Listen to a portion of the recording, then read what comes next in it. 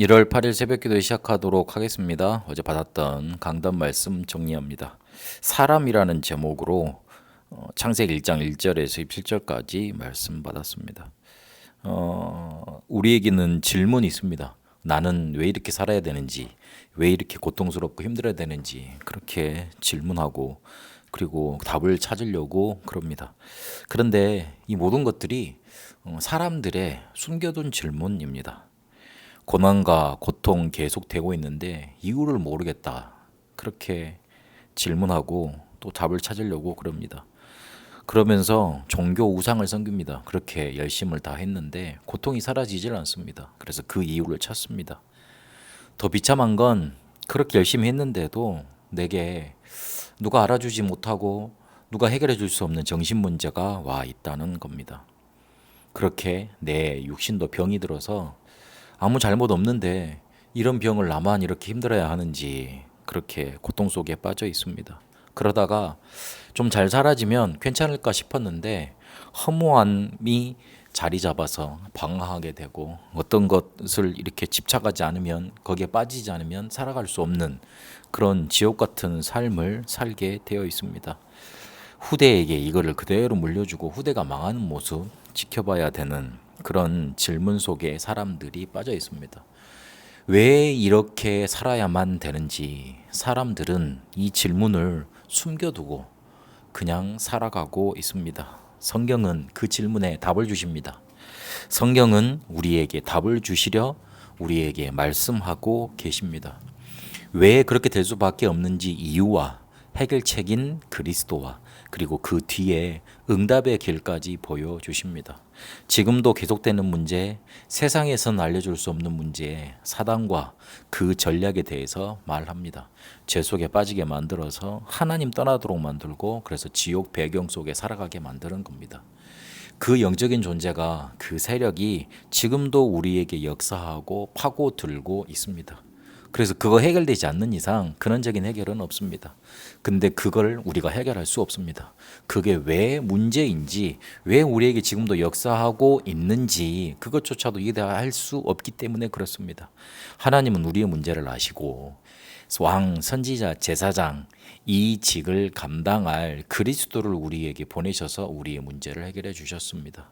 그래서 하나님 자녀의 신분으로 바꿔주시고 권세 주셔서 그 어떤 것도 문제되지 않는 응답의 길로 우리를 인도하십니다. 오늘 창세기 1장에서 무엇으로 창조했는가부터 밝히십니다. 하나님은 말씀으로 창조하셨습니다.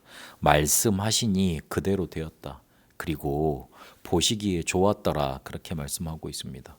어떤 목적과 이유를 가지고 우리를 말씀으로 창조하신 겁니다. 이 세상을 창조하신 겁니다. 우리는 짐승과 다르게 창조됐습니다. 하나님의 형상대로 창조되었다 그랬습니다. 하나님의 형상이라는 말은 하나님과 함께하고 하나님을 알고 그리고 하나님 안에서 축복을 누리도록 그렇게 만들어졌다는 뜻입니다. 그런데 고대에는 이 하나님의 형상을 왕에게 썼습니다. 자세히 창세기 1장을 읽어보면 지구를 만들어 놓고 인간에게 그거를 맡기는 장면, 청지기처럼 이렇게 맡기는 장면이 나옵니다. 다른 말로 하면 이 세상의 왕으로 사람을 임명하는 그런 장면입니다. 정복하는 왕, 다스리는 왕, 뭔가 군림하는 왕이 아니라 하나님이 만드신 것을 대신 맡아 다스리는 그런 청지기적인 그런 왕으로 사람이 창조되었음을 그렇게 보여주고 있습니다. 여기서도 한 가지 이해한다면 하나님의 형상으로 지어졌다는 말은 영원을 이해하고 영원을 사는 존재로 만들어졌다는 의미도 포함되어 있습니다. 영혼이라는 게 존재하기 때문에 인간이 그 단어를 이해하고 사용을 합니다. 존재하지 않으면 우리의 단어에도 없고 그리고 실제 하는 것이기 때문에 우리가 그걸 이해하고 사모하고 그리고 그것에 잇대어서 기대어서 살아갈 수 있는 겁니다. 실제로 우리의 시작은 있지만 끝은 없습니다. 죽는 것으로 사람들이 끝난다 그러는데 그렇지 않습니다. 본향인 천국과 지옥으로 가게 되어 있습니다. 죄 문제 해결받은 사람은 천국으로, 죄 문제 해결받지 못한 사람은 원래 가야 될 곳 지옥으로 가게 됩니다. 나쁜 사람이 가는 곳이 아니고 착한 사람이 가는 곳이 천국이 아니고 죄의 문제 해결이 기준입니다. 그래서 짐승과 그렇게 다른 겁니다. 성경은 또 우리에게 참된 경제에 대해서 말씀해 주고 계십니다. 하나님의 형상대로 창조된 사람이 하나님께서 주시는 복을 받아야 하지만 그 복으로 물질도 다른 것도 가질 수 있습니다. 그래야지만 제대로 복이 되는 겁니다. 창세기 2장에 보니까 네 강이 에덴에서 흘러나왔습니다. 근원적인 축복이 우리 속에 나타나는 게 참된 경제입니다. 그리고 돕는 배필로 하와를 아담에게 붙여주십니다. 내가 도움 받으려고 사람들에게 자꾸 도움을 구하는 건 참된 경제가 될 수 없습니다. 내가 응답받아서 사람을 도울 수 있는 그런 배필로, 그런 조력자로, 그런 동역자로 서는 것, 도울 수 있는 힘이 있어 그 사람을 살리는 것, 그게 참된 경제를 누리는 복이 됩니다. 그래서 이 질문에 대한 답을 우리가 성경 속에서 찾았으니 이제는 성경에서 있는 것, 성경에서 주시려고 하는 응답을 누려가야겠습니다. 성경의 응답은 노예, 포로, 속국, 유랑민 되는 것이었습니다. 왜 노예, 포로, 속국, 유랑민이 성경에 있는 응답입니까? 그걸 통해서 잘못을 깨닫고 다른 사람을 살릴 수 있는 선교, 전도, 여기에 마음을 품고 움직일 수 있었기 때문에 그렇습니다. 그리고 노예, 포로, 속국, 유랑민으로 갔기 때문에 237과 5천 종족을 살리는 응답을 누릴 수 있었습니다. 예수님은 아시고 마태복음 28장, 마가복음 16장, 사도행전 1장 8절에 세계 복음화 할 수 있는 응답을 주시겠다고 약속하셨습니다.